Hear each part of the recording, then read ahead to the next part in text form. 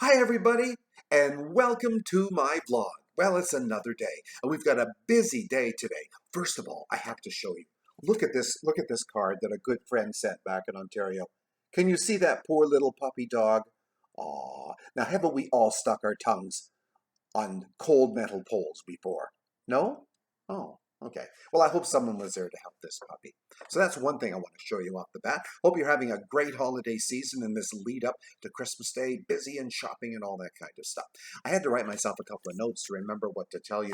Oh, last week I ordered a new carafe for my Black & Decker coffee maker. Now I haven't broken this one yet. But I bought this at Black & Decker a year ago, the summer. 55 bucks, I think, at Canadian Tire. It was half price or over half price off, so I bought it. I needed one. Go into Canadian Tire yesterday, a Black & Decker coffee maker with all the push buttons on the front, not on the top like mine, is $25. Last week, I ordered a new carafe because I'm getting set to break it. I break glass things like crazy. I ordered a new carafe on Amazon, and the carafe is costing me more than the whole Black & Decker coffee maker would have yesterday at Canadian Tire for $25. Oh my God. At the holiday season, Christmas shopping, you have to really check around, and sometimes you do, and you still get screwed. Oh God. Speaking of screwed, we're going to be reading a bit of Scrooge lately, not to be confused with Scrooge. Oh, we have this wonderful wall at the opening to our house, which is all kind of divided up into little squares. It's called a feature wall. It's a big deal here on the island. We have a feature wall in the master bedroom too, but a different kind. It's more like a lattice there. But our feature wall in our big hallway, we've decided to make it into a gallery. So over the last year, we've been putting special pictures in the little squares. But the lights were facing down the staircase in front of it. Same over our fireplace. We have these wonderful lights in the ceiling, and nothing is facing on the mantle. So we had Rick the Electrician come today. Rick put in, I think they're called gimlet lights. It's like the drink, isn't it? Gimlet lights, and they shine down on top of the wall. So he just took the old spotlights out. You put this little gizmo in, and the lights are anyways. They light up the pictures. The ones in the great room are lighting up our mantle, and another huge picture on the other wall. We're very happy. We spent a lot of extra money lately on just rearranging our electrical things in the house. When are we going to get the bill? Please, Pete, who owns the electrical company, please don't do it until after Christmas. Please. Anyways, what else we got? Oh, yes, Black & Decker, we told you about the gallery wall. And I want to tell you a little bit about Scrooge here. Now, we're kind of skipping ahead. We're not reading the whole Christmas Carol. We're reading little bits and pieces. So, today I want to read to you some from a Christmas Carol. Now, we've seen the one ghost, Marley, right? He visited a whole bunch of things, Marley shows Scrooge and whatnot. But now we're going to the Ghost of Christmas Present.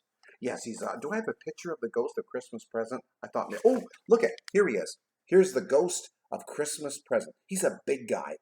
He's got a big chest and he likes showing it off. Can you see that? It even says that in the Dickens writing. He's got this big chest and it's all bare, and well, he's a show off. Yes, he is. He's like Nicolas Cage used to be in movies years ago, always showing off his body. So the Ghost of Christmas Present. Well, what he did, he wanted to take Scrooge on a little tour around. So he told Scrooge to hold his robe, and off they whisk into the night. And they ended up on a threshold of a door, and it was a Bob Cratchit's house. And he sprinkled a little bit of good luck with his torch on the outside of the door. So they slipped through the walls. Well, he was a ghost after all, and as long as Scrooge held on to his robe, in they went. Well, there was Mrs. Cratchit. She was dressed out, but she was poorly in a twice-turned gown, brave in ribbons, which are cheap and make a goodly show for a sixpence. That's one of my favorite bits in A Christmas Carol. Dear old Mrs. Cratchit. She goes and buys some ribbons, glues them, or she sews them onto her old raggedy dress and makes it look cheery. Good on her, I say. So then she laid the cloth, and she was assisted by Belinda Cratchit, the second of her two daughters, And Master Peter Cratchit, he was plunging a fork there in the kitchen into a big saucepan of potatoes, not tomatoes, potatoes, it's Christmas. And he was getting the corners of his monstrous shirt collar all fixed up properly.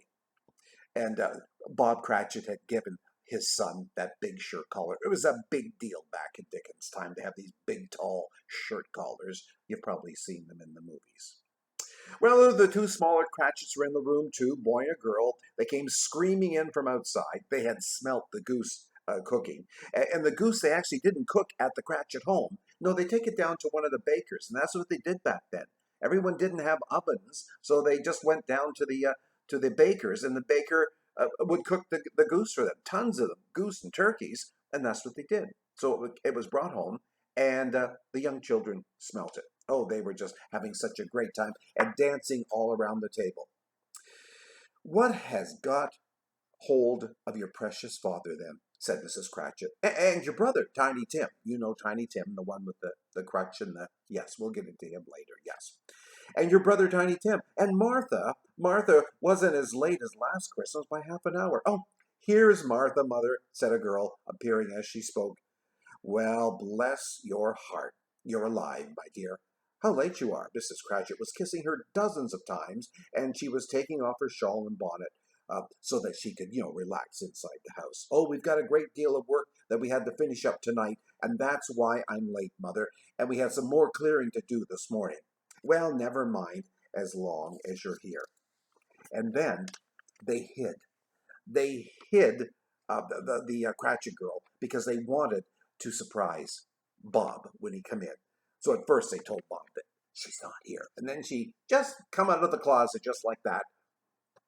I hope Bob didn't have a dicky ticker because, at Christmas, all that excitement, it's not too good. But anyways, everything worked all right after Bob got upset and said, she's not coming. Oh, dear. Not coming upon Christmas Day? Well, Martha just couldn't stand to see him disappointed, so that's why she just jumped out of the closet. Well, how did little Tiny Tim behave? Said Mrs. Cratchit. Well, he said as good as gold. That's what Bob Cratchit said, and better. Somehow he gets thoughtful, sitting by himself so much and thinking the strangest things that you have ever heard. Oh, goodness, poor old Tiny Tim. But I can't tell you the ending. But anyways, don't worry too much, okay? Well, they were sitting around, they had the dishes on the table, and the goose come out, and there never was such a goose. Bob said that he didn't believe that ever a goose such as this one had ever been cooked before. In its tenderness and flavor, size and cheapness, the themes of universal admiration for a goose, or perhaps even a turkey. Wonderful. And then the greatest thing that the Cratchits did is just applaud the coming of the Christmas pudding, which was cooking out in the side yard at the time. Again, they didn't have like gas stoves like we do nowadays. So they brought in the Christmas pudding after they'd finished the main meal. Hello! A great deal of steam. The pudding was out of the copper. That was the pudding, smelling like a wash day and yet smelling like an eating house as well. In half a minute, Mrs. Cratchit entered with the pudding. She was smiling proudly. Well, the pudding looked like a speckled cannonball. It was so hard and firm, blazing in half a quartern of ignited brandy. Watch when you light the brandy at Christmas. Poof! Yeah, it can be just like that. Have your little fire extinguisher handy. Well, you should have one in the kitchen anyways. A safety message from Rob Reed's Star Channel. Anyways, the pudding was ablaze in half of a quartern of that brandy. And it had a big piece of holly stuck in the top. Oh, it's a wonderful pudding, Bob Cratchit said. And he said that quite calmly, too, as he thought that perhaps this success was the greatest success achieved by Mrs. Cratchit since their marriage began. Oh, that's the best he can do, eh? Well, anyways, they got sitting around and they've had the dinner and they've had the pudding. And then all the Cratchit family drew close to the hearth. And they all had a little drinky poo from these two paltry little glasses in a jar that they had to pass around at the family. A Merry Christmas to all of us, my dears, and God bless us every one. Little Tiny Tim, he said, oh yes, God bless us everyone. Well, that's all we're reading today. So we've got the Cratchits, we've got the Ghost of Christmas Present who leaves pretty soon in his big robe with his big hairy chest showing. So, next, another ghost has come.